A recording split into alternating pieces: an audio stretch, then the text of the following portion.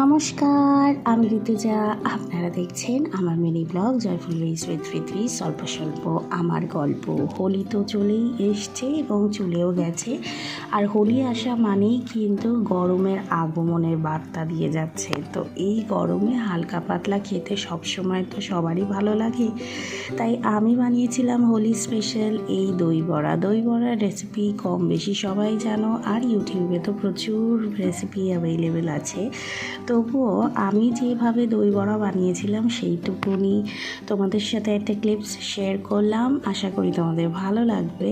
আর দই বড়ার দইটাই তো মেন, তাই সেটাকে ভালো করে ফেটিয়ে নেবার কাজটা কিন্তু খুব মনোযোগ সহকারেই করতে হবে। তো ভালোই হয়েছিল, মানে আমি এক্সপেক্ট করিনি যে আমি দই বড়া এত ভালো বানাতে পারবো। বা সাউথ ইন্ডিয়ান ফুড সবটাই কিন্তু এই বড়াটার যে ব্যাটারটা হয় সেটার ওপর ডিপেন্ড করে। মিনিমাম একদিন ভিজিয়ে রেখে ভালো করে মিক্স করে সেটাকে ফেটালেই কিন্তু দই বড়ার আসল সফটনেস আর ফ্লাফিনেসটা আসবে।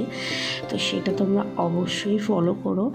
আর দই বড়া খেতে কার কার ভালো লাগে, কী কী ভালোবাসো, সেটা কিন্তু কমেন্ট সেকশানে অবশ্যই জানিয়ে যেও।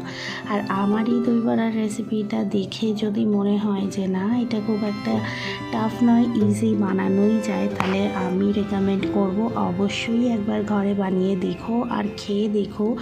দোকানের থেকে কোনো অংশে কম লাগবে না, আর বুঝতেও পারবে না যে এটা দোকানের দই বড়া নয়, ঘরে বানানো হোমমেড জিনিসের খাওয়া একটা শান্তি তো আলাদাই ব্যাপার।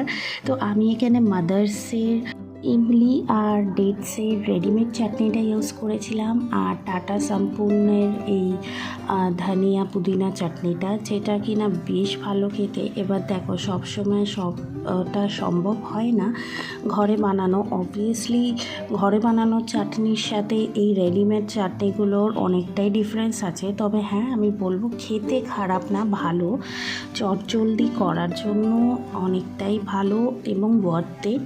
তো তোমরা এটা একবার নয় অনেকবারই ইউজ করতে পারবে একবার কিনলে। আর এটা তো দই বড়ার খুব একটা এসেনশিয়াল জিনিস, সেটা হলো সুই ভাজা বলে অনেকে, ঝুড়ি ভাজা আর কি, মানে কাঠি ভাজা এগুলো। তো এটা হিন্দিতে বোধহয় সেবাইয়া বললে তোমরা সার্চ করলে পেয়ে যাবে। তো এটাও আমি রেডিমেডই এনেছিলাম ব্লিঙ্কিট থেকে। তো তোমাদের এই রেসিপিটা কেমন লাগলো, আর দই বড়ার মানে ফ্যান কারা কারা অবশ্যই জানিও। আর সত্যি বলছি, গরমকালে এইটা জাস্ট একটা স্বর্গ অনুভূতি দেয়। তো তোমরা অবশ্যই ট্রাই করো, কমেন্ট সেকশনে জানিও। দেখা হচ্ছে নেক্সট ব্লগে। টাটা।